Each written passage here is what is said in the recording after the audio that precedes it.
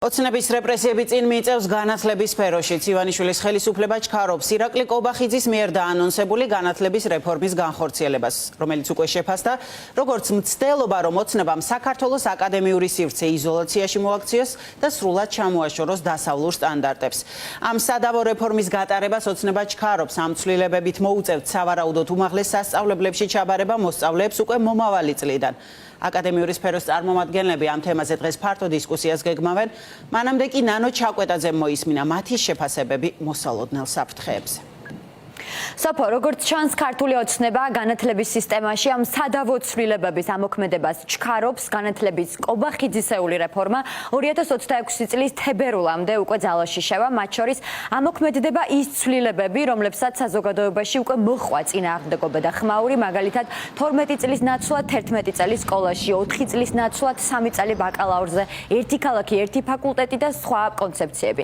ახლა ისმის შეკითხვა, თუ კი რეფორმა ასე სწრაფად უნდა შევიდეს ძალაში, როგორ დაეწევიან ცვლილებებს ის ახალგაზრდები, რომლებიც უკვე აბიტურიენტები არიან წელს. 2026 წლის პროგრამებისა და ჩასაბარებელი საგნების ნუსხა უნივერსიტეტების მიხედვით უკვე გამოქვეყნებულია და აბიტურიენტებმაც სექტემბრიდან სწორედ ამ მონაცემებზე დაყრდნობით დაიწყეს გამოცდებისთვის მზადება და მსჯელობა, თუ რომელ ფაკულტეტსა და უნივერსიტეტზე შეაჩერებენ საბოლოოდ არჩევანს. საფრთხეა ისიც, რომ ახალი ცვლილებების მიხედვით მცირდება ადგილების რაოდენობაც სახელმწიფო უნივერსიტეტებში. ანუ სასურველ ფაკულტეტსა და უნივერსიტეტში კიდევ უფრო ნაკლები ახალგაზრდა მოახერხებს ჩარიცხვას, თუნდაც მას მაღალი ქულები ჰყავდეს გამოცდებზე. ახალ ცვლილებებზე გადაწყობა რთულად ესახებათ თავად უმაღლეს სასწავლებლებსაც, რომლებსაც სულ მცირე 5 წლის გეგმა უკვე გაწერილი აქვთ. სახელმწიფო უნივერსიტეტების გამოშიგნას უფრო გავს ვიდრე რეფორმას. დაგეგმილია, რომ დაანონსებული ცვლილებების პირველი ეტაპი დაიწყოს 2026 წლის თებერვლამდე. თებერვალში უკვე უნდა აირჩიონ აბიტურიენტებმა პროგრამები უნივერსიტეტებში. ვის და როგორ შეეხება ამ პირველი ეტაპის ცვლილებები. საქართველოს მოქალაქე აბიტურიენტებს შეეზღუდებათ არჩევანი. ვერ აირჩევენ იმ უნივერსიტეტს, რომლის შესახებაც სექტემბერში უკვე ცნობილი იყო მათთვის. მკვეთრად შემცირდება ადგილების რაოდენობა სახელმწიფო უნივერსიტეტებში. სახელმწიფო უნივერსიტეტების პროფესორ მასწავლებლები და მოწვეულებისთვის დატვირთვა შესაბამისად ანაზღაურება შემცირდება. უდაოა, რომ ჯერ შემცირდება პროფესორ მასწავლებელთა და მოწვეულთა ანაზღაურება და მერე მათი რაოდენობაც.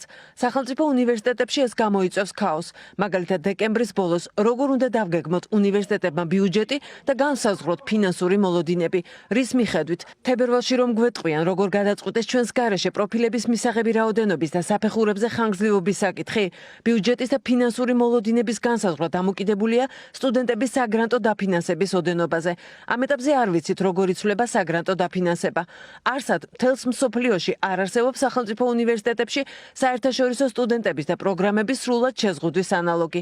ზოგიერთი ქვეყანა მხოლოდ განსაზღვრავს გონივრულ პროპორციებს, მაგრამ სრულად შეზღუდვის მაგალითი არ მოიძებნება.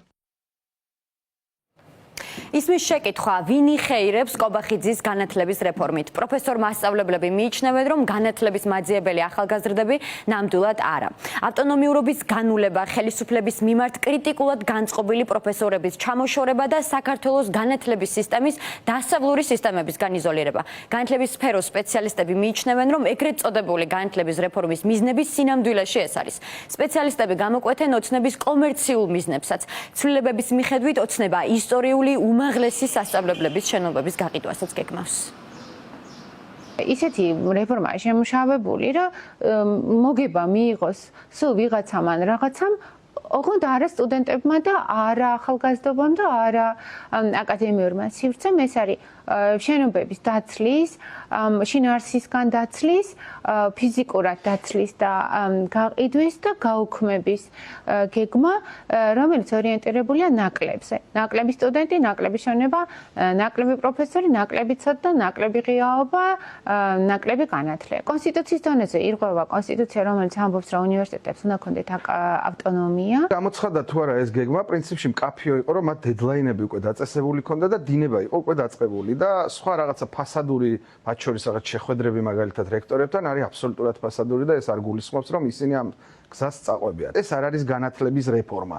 ეს არ არის მიზანი იმისთვის, რომ განათლება უკეთესი გახდეს, ვიდრე მანამდე იყო. აქ არის ძალიან მერკანტილური გეგმები, ერთი რომ მოათვინიერონ განათლების სისტემა, როგორც პროფესორ-მასწავლებლები, ასევე სტუდენტები, მეორე რომ საქართველოში აქციონ არა განათლების ქვეყნად და ცოდნის ქვეყნად, არამედ მომსახურების ქვეყნად და მესამე ეს არის ყველაზე მნიშვნელოვანი იზოლაციაში მოაქციონ საქართველოს დასავლეთისგან.